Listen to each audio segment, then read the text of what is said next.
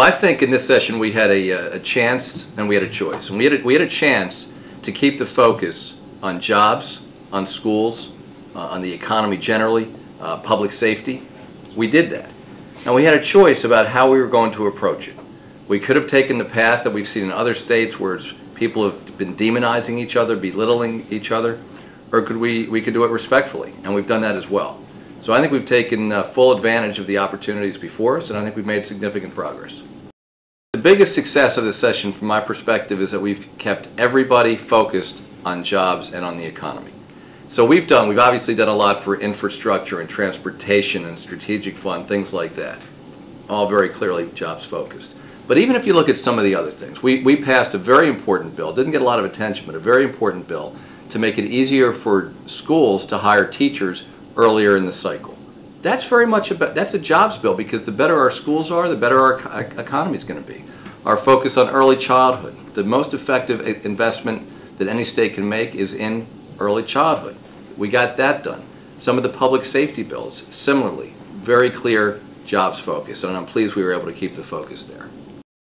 Well, I was disappointed we did not get the parole bill done to get rid of the parole board. I mean, this is a board that people stopped being assigned to parole about 20 years ago. The parole board handles many, many fewer cases than they handled in the past. Unfortunately, the Senate decided that they didn't agree with that, so we didn't get that done. I'm also disappointed some of the cuts I proposed for Medicaid, and you have to look at those cuts in the context of significant increases over the years. Medicaid's a big number, growing very rapidly. It's not sustainable, and so we proposed as an example that we were going to limit how many times Medicaid recipients could visit the emergency room for non-emergencies. And the Joint Finance Committee decided not to accept that recommendation. We're going to have to be back because what we're spending on Medicaid is just not sustainable. I give a lot of credit to members of the General Assembly for how they worked with us. I think the fact that they were able to get it done early, they were able to get it out early, and with the openness and the transparency, everybody could take a hard look at the budget before they actually cast the vote, and people on the outside could do the same thing. So I give a lot of credit to them and to the process, and I think I've learned something.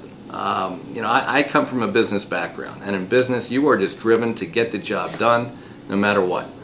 And I've learned something over the last couple of years, that in order to get the job done, when it comes to things like legislation, building those relationships one at a time with members of the General Assembly is really important. And so of course I have an opportunity every week to sit down with members of the leadership.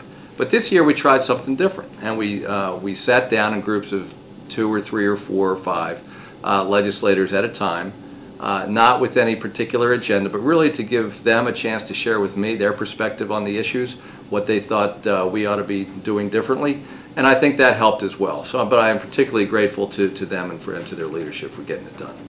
I think what we were able to do, and I congratulate the General Assembly for this as well, we were able to set aside a very significant chunk of the additional revenues that came on the table, mainly from from volatile sources. We put them into one-time investments for things that are going to create jobs, infrastructure, housing, asset preservation, early childhood, the additional money to higher education institutions that'll create near-term jobs so people can be working in the longer term. And we also proposed, and I think we'll get some of our targeted tax reductions, again focused on job creation. So all that's been very important.